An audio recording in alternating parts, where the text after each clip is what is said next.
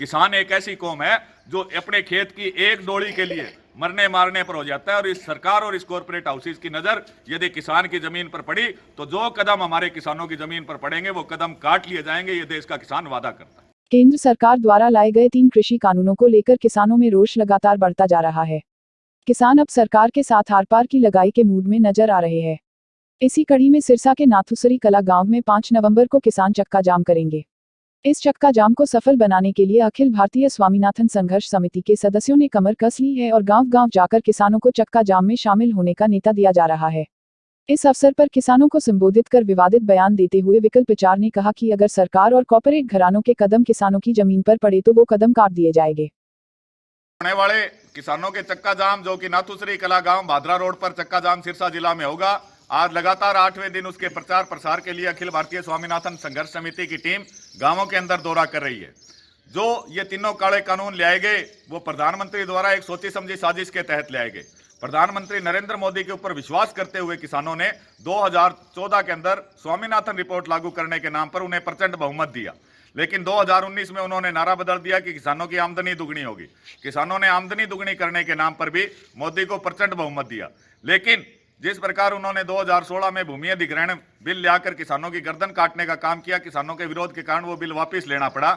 इसी प्रकार कोरोना के अंदर क्योंकि कोई आंदोलन नहीं हो सकता था, कोई विरोध प्रदर्शन नहीं हो सकता था, मोदी ने कहा कि आपदा को अवसर में बदलना है। हमने सोचा आपदा को अवसर में बदलने का मतलब यह है कि कोरोना में जब किसान ने सबसे ज्यादा योगदान और कोरोना काल के दौरान दिया है, अनाज और दूध की कमी नहीं आने दी, तो किसानों के लिए कुछ करेंगे। लेकिन उन्होंने आपदा में अवसर इस बात को माना कि किसानों की खेती और जमीन जो है वो केवल कॉर्पोरेट हाथों के हाथ से बची हुई है। बाकी रेल, टेलीफोन, हवाई जहाज सब कुछ उन बड़े जो कॉर्पोरेट घराने हैं उनको बेच चुके, और किसानों की जमीन कॉर्पोरेट घरानों को देने के लिए नरेंद्र मोदी ने जबरदस्ती 3 ये कृषि विरोधी अध्यादेश लाए। तीनों को जबरदस्ती राज्यसभा और लोकसभा में पास कराया गया, जिसके कारण की और फिर किसानों को बहकाया गया कि एक देश एक मंडी, किसानों को उनकी फसलों के लागत मूल्य से ज्यादा मिलेगा, जबकि ऐसा नहीं हो सकता।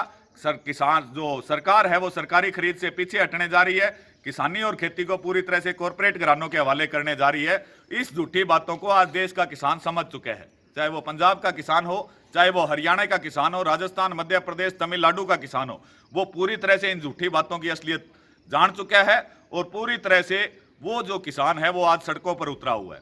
इसके बाद भी मोदी के कदम यही नहीं रुके। पराली को लेकर जहां सुप्रीम कोर्ट का फैसला किसानों के हक में आने जा रहा था, वहां नरेंद्र मोदी ने किसानों के विरोध में फैसला लेते हुए जो हक आज तक सजा देने और जुर्माना करने का हक केवल और केवल कोर्ट के पास होता था, न्यायालय के पास होता था। संविधान में भी ये लाइन लिखी गई है, लेकिन प्रधानमंत्री नरेंद्र मोदी एक नया अध्यादेश लाए हैं कि किसान पराली जलाने पर 1 करोड़ रुपया जुर्माना और 5 साल की सजा। पहली बात तो किसान की 3 पीढ़ी भी लग जाए तो वो 1 करोड़ रुपया इकट्ठा नहीं कर सकती। 5 साल की सजा का मतलब है उसकी जमानत सुप्रीम कोर्ट या हाई कोर्ट में होगी, जो किसान नहीं करा सकता। यानी किसान फिर से 3 के कानूनों से बच भी जाता है तो इस कानून के जरिए उसे अपनी जमीन कॉर्पोरेट हाउसेज को देनी पड़ेगी। किसान एक ऐसी कौम है जो अपने खेत की एक डोली के लिए मरने मारने पर हो जाता है। और इस सरकार और इस कॉर्पोरेट हाउसेज की नजर यदि किसान की जमीन पर पड़ी तो जो कदम हमारे किसानों की जमीन पर पड़ेंगे वो कदम काट लिए जाएंगे। ये देश का किसान वादा करता है।